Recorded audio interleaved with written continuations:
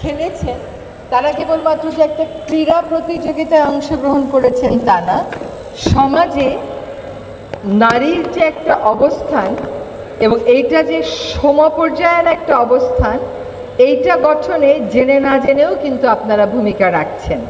এই কথাটা এই জন্য বলছি যে আজকে এখানে যখন আসলাম আপনাদের খেলা দেখতে দেখতে মনে হলো যে আমরা দায়িত্ব নেওয়ার পরে বাংলাদেশে দুটো জায়গাতে মেয়েদের ফুটবল খেলা বন্ধ করে দেওয়া হয়েছিল, যে মেয়েরা ফুটবল খেলতে পারবে না। তারপরে আমরা সিদ্ধান্ত নিলাম যে ওই দুটো জায়গাতেই আরেকটা দিন নির্ধারণ করে মেয়েদেরকে ফুটবল খেলার আয়োজন করে দিতে হবে এবং সেই মোতাবেক আমরা আয়োজন করে দিলাম এবং যার ফলে ওই গ্রামীণ এলাকার নারীরা খেলায় অংশগ্রহণ করতে পারলো। কাজে এক হচ্ছে মানে আমার এখানে আমি ক্রীড়া বিষয়ক মন্ত্রণালয়ের দায়িত্বে না থাকলেও নিজেকে খুবই প্রাসঙ্গিক মনে করি এই জন্য যে আমরা যখন প্রাকৃতিক পরিবেশ নিয়ে কথা বলি একই সাথে কিন্তু সামাজিক পরিবেশের গুরুত্বটাও মানুষের সুস্থভাবে বেড়ে ওঠার গঠনের জন্য কতটা গুরুত্বপূর্ণ তা বোঝাবার চেষ্টা করি। আমি নিজে একজন পরিবেশ আইনবিদ হয়ে বিভিন্ন মাঠ যখন দখল হয়ে যাচ্ছিল সেগুলোর বিরুদ্ধে কথা বলেছি। আপনাদের কারো কারো বিরুদ্ধেও আমার মামলা আছে, মাঠ দখল করে রাখার বিরুদ্ধে মামলা করে আমরা আদালত থেকে আদেশও এনেছি। কিন্তু এটা একটা লম্বা প্রক্রিয়া, কেউ একবার এক জায়গায় চলে গেলে সে ওটাকে আর ছাড়তে চায় না। দেখেন আমাদের ছেলেমেয়েরা বড় হচ্ছে শুধুমাত্র মোবাইল ফোন এবং গ্যাজেটের মাধ্যমে। আগে যখন একটা খেলার মাঠে কেউ যেত সেই খেলার মাঠে সে ছাড়াও তার পাড়ার পাশের পাড়ার লোকজন আসতো, ফলে সে তার আর্থসামাজিক বাস্তবতার বাইরে অন্যরা কেমন আর্থসামাজিক বাস্তবতা তাদের চিন্তা চেতনা কি এটাও ভাববার ওদের সাথে মিশে একটা সুযোগ পেত। এখন কিন্তু আমার বাচ্চা মিশে আমার মতন আর্থসামাজিক বাস্তবতার লোকের সাথে, আপনার বাচ্চা মিশে আপনার আর্থসামাজিক বাস্তবতার সাথে সামঞ্জস্যপূর্ণ এমন লোকের সাথে, ফলে সামাজিক যে একটা বন্ড গড়ে ওঠা এইটা কিন্তু গড়ে উঠছে না এবং এই যে দায়িত্বশীলতা একটা গড়ে ওঠা এটা গড়ে উঠছে না। আগে এক পাড়ার একটা ছেলে ওই এক বাসার একটা ছেলে ওই পাড়ার সবাইকে চিনত, এখন এক অ্যাপার্টমেন্টের একটা লোক পাশের অ্যাপার্টমেন্টের লোককে চেনে না, কারণ কমন যে জায়গাটা যেখানে গিয়ে সবাই স্কুলের পরে খেলতো সেই জায়গাটা তো আর নেই। এখন সবাই বাচ্চাদেরকেও দোষ দিয়ে লাভ নেই, কারণ ওদের খেলবার তো কোনো জায়গা নাই। ঢাকা শহরে মাত্র কয়টা মাঠ আছে আমার জানা মতো, যদি আমি ভুল না করে থাকি হয়তো 19টা মতন মাঠ আছে। ঢাকা শহরে থাকে কতটা মানুষ বলেন? আমাদের 1,60,00,000 মানুষের বিপরীতে এই কয়টা মাঠ দিয়ে আমরা করব কি? তার মধ্যে কিছু মাঠের ব্যবস্থাপনা আবার চলে গেছে কিছু কিছু কোম্পানির হাতে, কিছু কিছু সংস্থার হাতে, যেগুলোতে এলাকাবাসীর প্রবেশ নিষিদ্ধ হয়ে গেছে।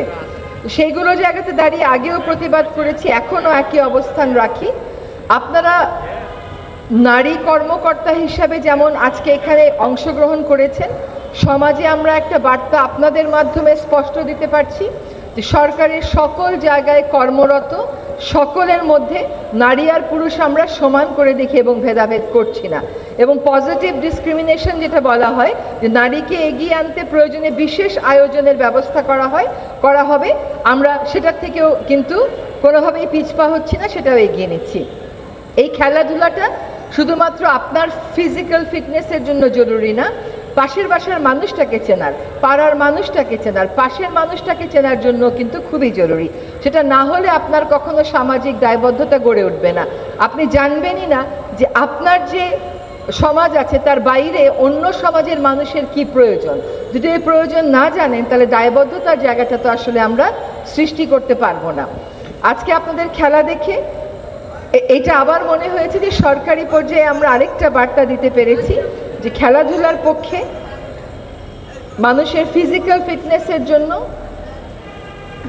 সত্যিকার অর্থে সুনাগরিক হয়ে গড়ে উঠবার জন্য, কর্মক্ষম নাগরিক হিসেবে গড়ে উঠবার জন্য, সমাজকে নিয়ে ভাববে এমন নাগরিক হিসেবে গড়ে উঠবার জন্য বিশ্ব পরিমণ্ডলে, যেটা বলা হলো যে আপনাদের থেকে 22 জনকে নিয়ে আন্তর্জাতিক পরিমণ্ডলে নেওয়ার কথা ভাবা হচ্ছে, আন্তর্জাতিক পরিমণ্ডলে বাংলাদেশের পতাকাটা তুলে ধরার জন্য খেলাধুলার যে কতটা গুরুত্ব সেটা অন্তর্বর্তীকালীন সরকার অবশ্যই অনুধাবন করে এবং সেজন্য এই অন্তর্বর্তীকালীন সরকার এরকম আয়োজনগুলোতে আপনাদের আয়োজক সংস্থাদের পাশে থাকতে পেরে অত্যন্ত আনন্দিত হচ্ছে।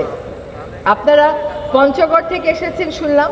পঞ্চগড় তো পুরোটাই খেলার মাঠ, অপূর্ব সুন্দর সবুজ আর অপূর্ব সুন্দর জায়গা।